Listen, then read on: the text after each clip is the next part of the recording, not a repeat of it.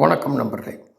இப்போது அண்ணாமலை தலைவராக இல்லை, சரி ஒரு டைம் முடிஞ்சுது, 2வது டைம் இருக்குது. இதுக்கடையில் ஃபாலோவர்ஸு அண்ணாமலை இல்லையே, இப்போ போட்டியிடலான்னு வேறு சொல்லியிருக்காரு. இந்த ஏதோ லிஸ்ட்டு கேட்ட பண்ணேன்னு இவருக்கு என்னென்னா 2 திராவிடம் ஒரே குற்றல மட்டை. அந்த காலத்தில் காமராஜர் பக்தவச்சன் சொன்ன மாதிரி அதெல்லாம் அடித்து ஆடி இது பண்ணிடலாம் தான். அதெல்லாம் ஜெயலலிதான்னு சொன்னார். இந்த திமுகவை அடித்து காலி பண்ணிகிட்டு இருந்தார்.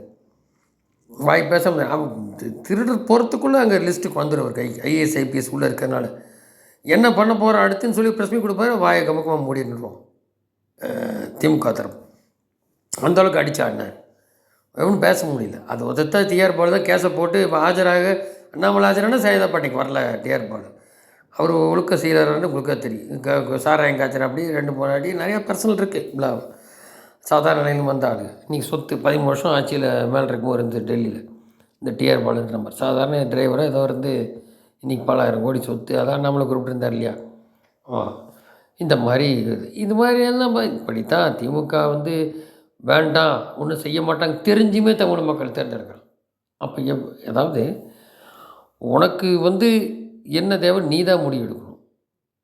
அப்படி இல்லாமல் எடுத்துகிட்டு உட்கார்ந்து அப்புறம் சொல்லி பிரச்சனை இல்லை. அது அப்படித்தான் இருக்கும். அந்த காலத்துலேருந்தே சர்க்கார கமிஷன்லேருந்தே தெரியும்.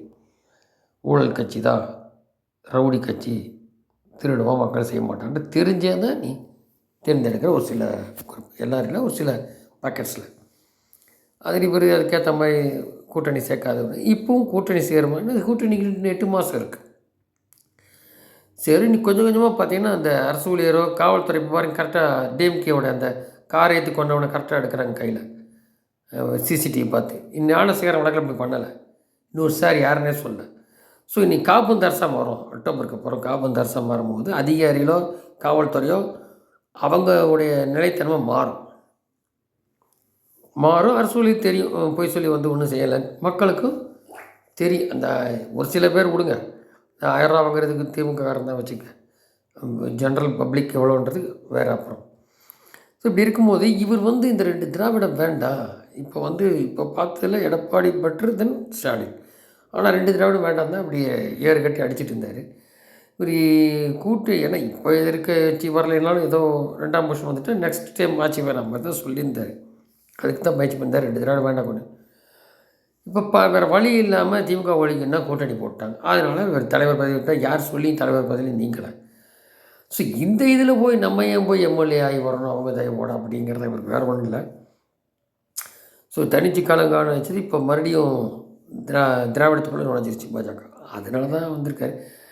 2 திராவிடத்தையும் ஒழிப்பேன்னு சொல்லிவிட்டு திருப்பி போகிற எம்எல்ஏக்கு வேறு நின்றுட்டு இப்போது இங்கே நிற்கும் போது இவர் உள்ளாட்சித்துறையில் சொன்னாலும் தனிச்சு நின்று வந்தாங்க.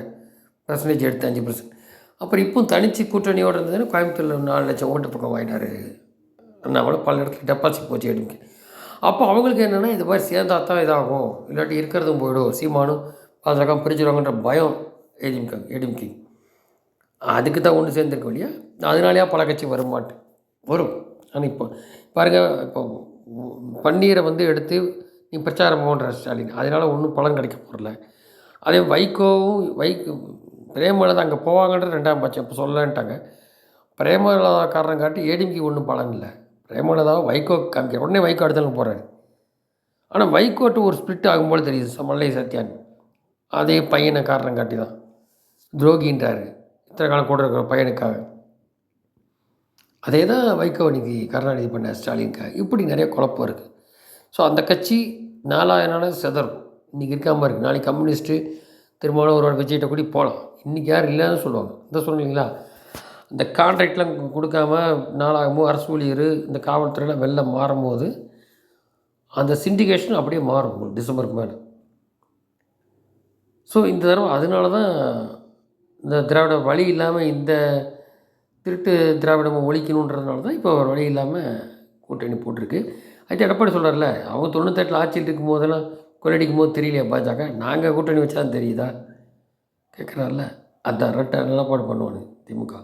வேறு வழியில் ஏதோ சொல்லி ஆகணும், ஒன்றும் கிடையாது சொல்கிறதுக்கு. 5 லட்சம் கோடி மேற்கொண்டு கடன் ஆக்கியாச்சு. யாரை சொல்லி வந்தியோ நீ, ஒன்றும் செய்யலை. அப்போ எங்கே போச்சு போனோம் இதெல்லாம் இருக்குது.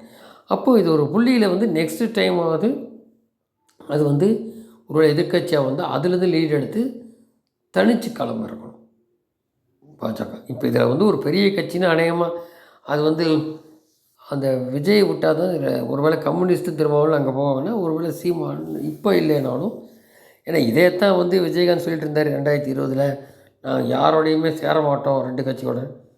ஜெயலலிதாவோட சேர்ந்து வந்தார், எதிர்க்கட்சி வந்தார். அது மாதிரி எப்படி வேணால் மாறலாம் அரசியங்கிறது. அது இப்போ ஒரு இழப்பு, தனித்து பாஜக களம் காண முடியாது. அதனால தான் அது இப்போ பின்னாடி ஏதாவது நடக்கலாம். ஸோ மற்றபடி அண்ணாமலை களத்துக்கு வந்துட்டாருன்னா வேறு ரகம்தான் அது. அரசியல் மாறும். இன்னும் காலம் இருக்குது. பார்ப்போம். நன்றி.